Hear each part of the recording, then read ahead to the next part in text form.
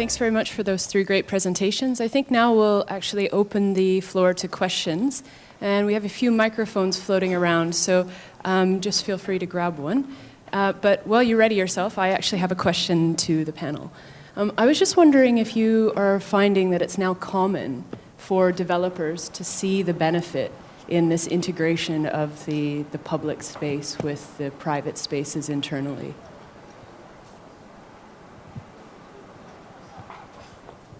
It's to the panel, whoever would like to answer. Maybe some Johnson, probably more from the corporate. I'm going to talk about from the retail side of the development. And yes, in the surface, if you carve more space for public use, it may lose some valuable storefront. But again, if you look at it as a whole picture, and because again, it's about a destination creation. So if you're able to create a space that is full of energy, full of excitement, and also people feel comfortable, healthy there, they will come back more and more. So it also allow you to put the leasable space in higher in terms of a cost, so price, so that the balance the overall return for the development, and it just is a long-term benefit for both parties. Yeah, I think there's obviously a benefit. I mean, developers in a lot of these cases are creating buildings which are being leased or used for private companies. In the case of retail, those are often private spaces. But the more they can seem and appear public, and the more the seams of them around the edges can be kind of blended into the city, it will benefit them in the end, I'm quite sure. Corporate clients are a little more reluctant to do as much of that, but I find the younger companies are a little bit more interested in it. My name is Yang Xiaoliang. I come from Beijing. My question is directed at Mr. Zhang. We found that super tall buildings are developing more and more to Tier 2, Tier 3, Tier 4 cities, but sometimes in Tier 3 and Tier 4 cities. Usually, I feel to support a 100,000 square meter complex, it's unimaginable. Just now, you introduced a Panjing property. Before that, have you conducted any market research? And if yes, as a designer, what should we pay attention to more? And if no, as a designer, what should we pay attention to make sure that they can support such a big complex? Thank you. So this question is for Mr. Zhang. Have you had a translation?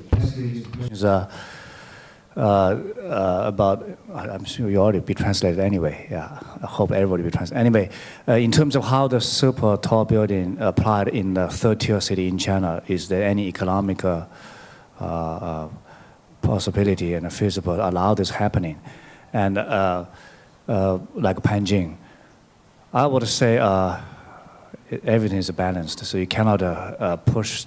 You cannot have too many like 300 meters tall building in a third tier city. But again, each city, as they continue to grow, and also the land value getting so high, they just push the building taller and taller, and with higher FAR and density. And for Panjing example, like I mentioned, the whole city is, I mean, the U.S. standard is a pretty big city. You know, it's 3 million people. But again, also it's the richest city in the province, but they don't have any amenities. They don't have any amenities there in terms of modern shopping and mixed amenities.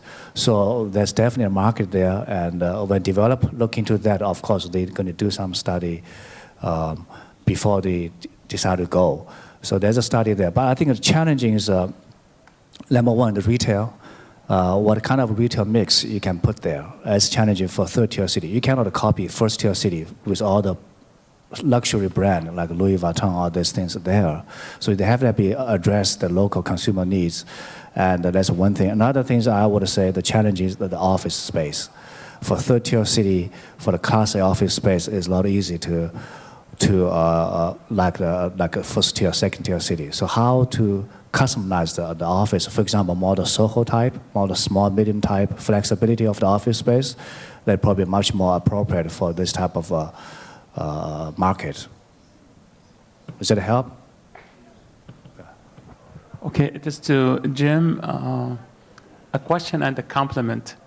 The compliment is that I teach urban design class at University of Illinois, Chicago, and I've used all your buildings as good example of how tall buildings should meet the ground plane. So thank you, it's really outstanding projects. The question is for the novice. What do you tell about recent advances in the glass technology? For the novice, a glass is a glass. What are the recent advances in glass technology? And what do you see the future taking us with the glass? Well, one thing is the coatings are, in terms of being able to reject heat gain and heat loss, are improving dramatically. And that allows you actually to use more glass without increasing the amount of energy consumption due to the environment, but it also allows you to use natural light to a greater extent. So that's, let's say, in the more typical office floors. But I think that's probably the biggest advantage. I mean, some of these other aspects of the low iron glass, non-reflective coatings and so forth are really more for the special areas, not necessarily for the typical office type floors. Do you see it as a structural material coming soon? I'm sorry? Glass as a structural material. Well, it's not a natural structural material. It's an extraordinary situation. You know, the cube for the Apple Store in New York, where you have 40-foot, I think they're 40-foot high, 10-foot wide pieces of a single piece of glass, and then mullions and columns that are similar. You know, this can be done, but it's extraordinarily expensive. So it's really only for special occasions. So I think we'll close the session at the moment. If you have any more questions for the speakers, maybe you can hunt them down at lunchtime. So you can maybe help me in thanking the speakers together for their great presentations today.